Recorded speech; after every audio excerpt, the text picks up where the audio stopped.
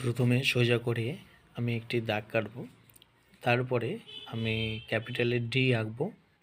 আর যে ডি দিয়ে আমি একটি পেঙ্গুইন এঁকে দেখাবো। প্রথমত এরকম গোল সার্কেল করে, তারপরে চোখ করে দিয়ে ডি এর ভেতরে এরকম করে আরও একটি ডির মতো করব, করে নিচে দুটো দাগ দিয়ে এরকম করে পায়ের শেপে পা করে দেবো। তারপরে এই সাবজেক্ট হয়ে গেছে। এবারে ভার্ব অবজেক্ট কিভাবে করব না, একটি কম্পোজিশন হিসেবে আমি পেছনে পাহাড় করব, যেহেতু পেঙ্গুইন পাহাড়ি এলাকায় থাকে, তো সেক্ষেত্রে আমি একটি পাহাড়ও করে দেখাচ্ছি। পাহাড়ের পাশেই জলের ধারে পেঙ্গুইনটি দাঁড়িয়ে আছে, এই অনুযায়ী আমি করে নিলাম। তারপরে কালার করব।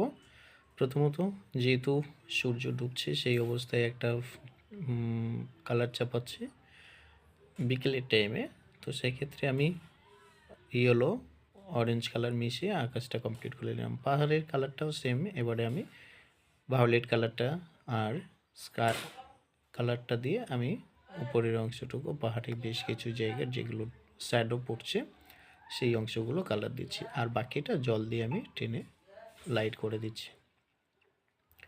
তো নিচের দিকটা আমি একটু পোষণ ব্লু দিয়ে কাজ করছি, যাতে একটু ডিপ মনে হয়, বা এই যে শ্যাডো অংশটুকু তার কিছুটা আমরা এফেক্ট দিচ্ছি, দিয়ে এইভাবে দূরের পাহাড়গুলো কালার করে নেব। কাছের পাহাড়গুলো একটু ডার্ক করব। ডার্ক করতে গেলে আমাকে তাহলে ব্রাউন সাইনার আর রেড কালার দিয়ে এই জায়গাগুলো মেশাতে হবে। দেখছি এটা একটু লাইট করতে হবে, যেহেতু সূর্যের ডিরেক্ট এই অংশটুকু উঁচু হয়ে আছে, তো সেই জায়গাটায় আমি ইয়েলো কালার টোন দিয়েছি। আর এইটা আমি রেড কালার ব্রাউন কালার মিশিয়ে এটাকে প্রথম একটা কোড চাপানো হয়েছিল, তারপর ব্ল্যাক দিয়ে এটাকে পিওর একটা ব্রাউন ডার্ক ব্রাউনে টোন দিলাম। তো এইভাবে আমি পুরো পাহাড়গুলো এবং নিচে যে পাথরগুলো দেওয়া আছে সেই পাথরগুলো সেম আমি কালার চাপাচ্ছি। পাথরগুলো চাপানোর পর তারপরে নিচের পাথরের অংশটুকু আমি একটু বেশি ডার্ক করে দেখাচ্ছি, যাতে ফন্টে আছে, তাই ব্রাউন কালারটা প্রথমে একটা কোট চাপিয়ে নেব। ব্রাউন কালার যে জায়গাগুলো আমি দেবো তার পাশে একটু রেড কালার টোন দিয়ে রাখছে, তো ওই জায়গাগুলো আমি একটু ডার্ক বেশি চাপাবো, যেহেতু ডিপ ব্রাউন সাইনারের পরে হচ্ছে একটু ডিপ করে দেখাচ্ছে। তো তার জন্যে ব্ল্যাকও মিশিয়ে বেশ কিছু জায়গায় আমি যেগুলো হচ্ছে সূর্যের আলোটা পড়েনি সেই জায়গাটা আমি একটু বেশি ব্ল্যাক দিয়ে কাজ করে নিচ্ছি। তো এটাকে ওয়াটার দিয়ে ভালো করে মিশিয়ে নিয়ে মিশ্রণটা ভালো করে ঢেকে ওয়াটার কালারে কমপ্লিট করব।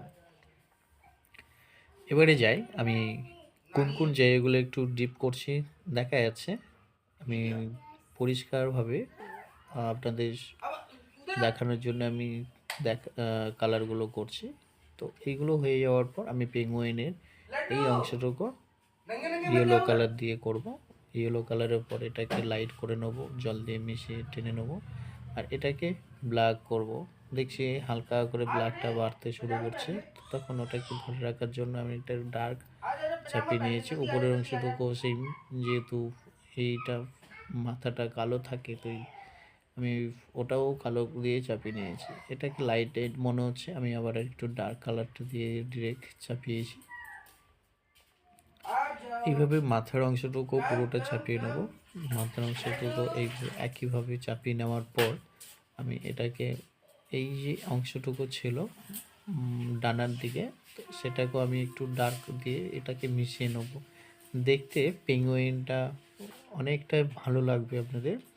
আর যেহেতু এটা আমি ওয়ার দিয়ে করছি, এটাকে তো কোনো রকম ঢাকানো যাবে না, নিজের ইচ্ছে মতো করাও যাবে না, তাই এই ডি দিয়ে কি করে হয় তার একটা আমি স্যাম্পেলটা আমি তুলে ধরছি, যে কিভাবে আমরা মানে লেটারগুলো দিয়ে বিভিন্ন প্রকারের ছবিগুলো আঁকা যায়, সেই কনসেপ্টটা নিয়ে আপনাদের সামনে শেয়ার করছি।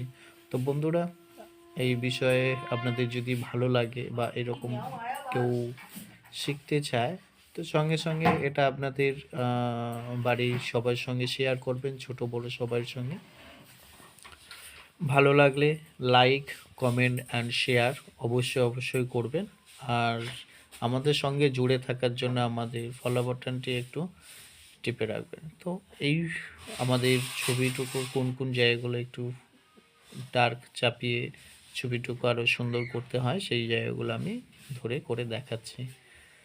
এই ছিল আজকের আমার ফুল ডি দিয়ে আঁকা একটি ভিডিওটি আপনাদের কেমন লেগেছে আপনারা অবশ্যই জানাবেন এবং আমাদের সঙ্গে যুক্ত থাকবেন, সঙ্গে থাকবেন।